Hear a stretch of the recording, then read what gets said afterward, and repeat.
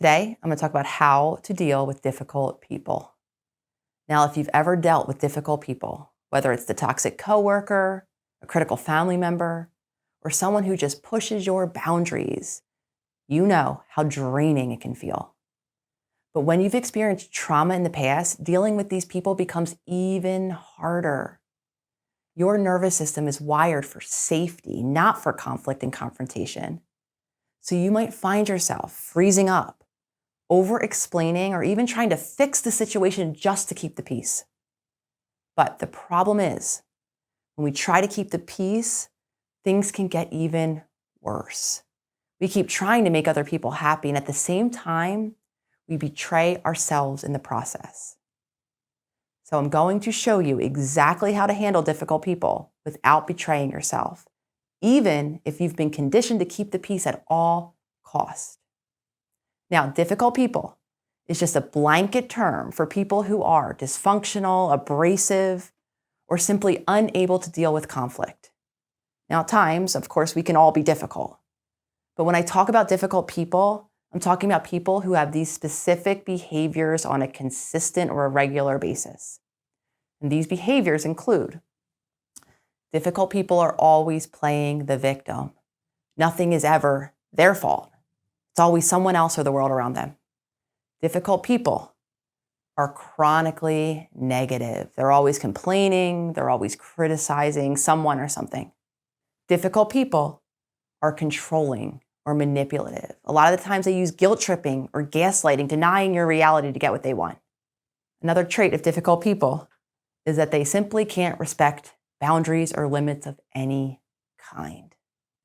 Difficult people often have explosive reactions or simply adult temper tantrums. They're screaming, they're yelling, they're throwing things, they're giving the silent treatment.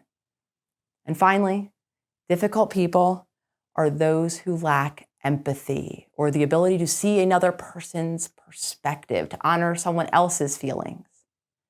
Now, as many of you are probably thinking right now, you might be thinking of a person or maybe multiple people in your life that are like this. So I'm going to give you some tools around how to deal with them. Now, again, before I go into these tools, I want to remind you that it's so easy for people to say to us, just stand up for yourself, just set some boundaries. But for a lot of us, biologically, our nervous system goes into fight, flight, freeze, or fawn.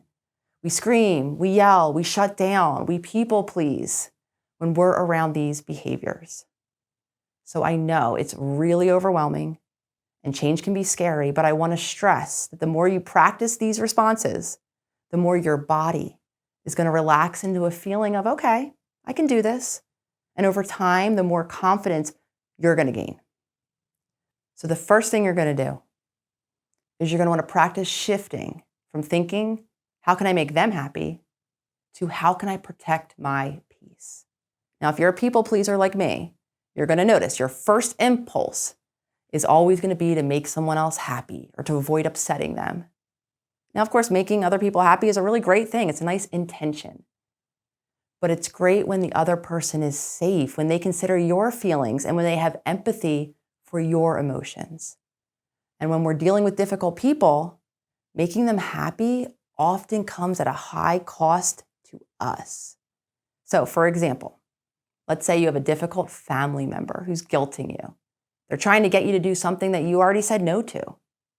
Instead of saying yes when you really don't want to, you're going to just observe their behavior. You're going to listen to what they're actually saying, notice their tone, notice their body language. You're going to notice in yourself the urge to make them feel better, to fix their mood, to take back your no. But instead, you're just going to listen and observe. You're going to let them deal with their disappointment. And you're going to remind yourself that it's perfectly healthy for an adult to feel disappointed. And it's not your job. You don't need to fix it anymore. The second thing you're going to do to deal with difficult people is you're going to want to practice starving them of emotional energy. Difficult people tend to feed off of other people's emotional state. Some of you might have even heard the term energy vampire. And there's so much truth to this. People who don't have a fully formed sense of self often rely on other people's emotional state to make themselves feel better. Difficult people a lot of times make snide or passive-aggressive comments. They might be very opinionated. They might tend to poke the bear, as they say, so that they can feed off of your emotional reaction. Any reaction that they want to see from you.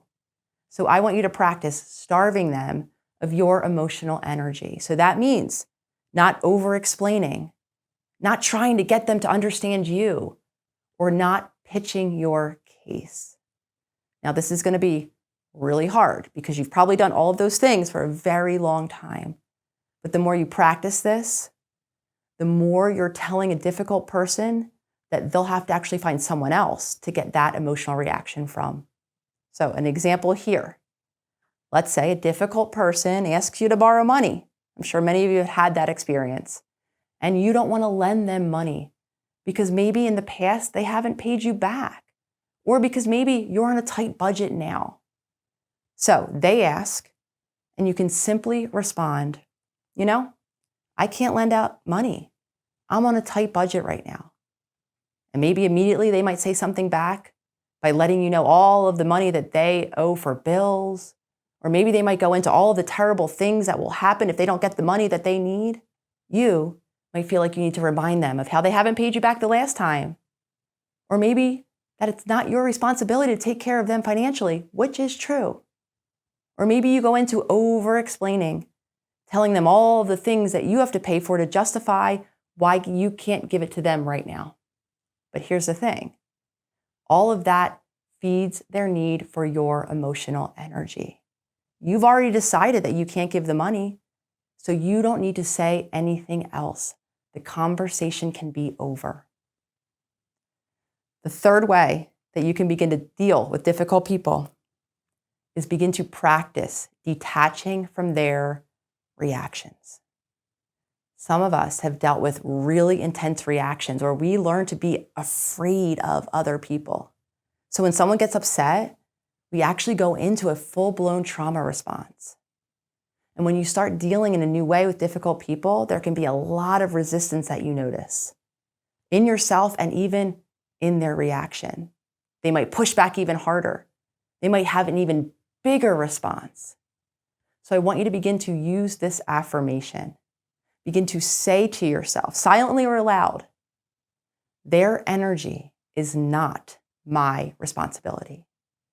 I want you to practice reminding yourself this every time you have an interaction with a difficult person. It's not your issue that they can't handle their emotions. And if they try to make you feel guilty or blame you in any way, you can simply say, I don't want to discuss this anymore. And that also might mean walking away from the conversation. Sometimes it really is necessary to walk away because you don't need to debate or prove yourself anymore. As long as you're being clear, you're being kind, and as long as you're respecting your own boundaries or limits, you don't need to stay in any situation that's toxic. So for those of you listening, I'd love to hear from you if you've ever dealt with a difficult person, or share a commitment that you can make to yourself to practice a new response the next time you do. Leave it in the comments below.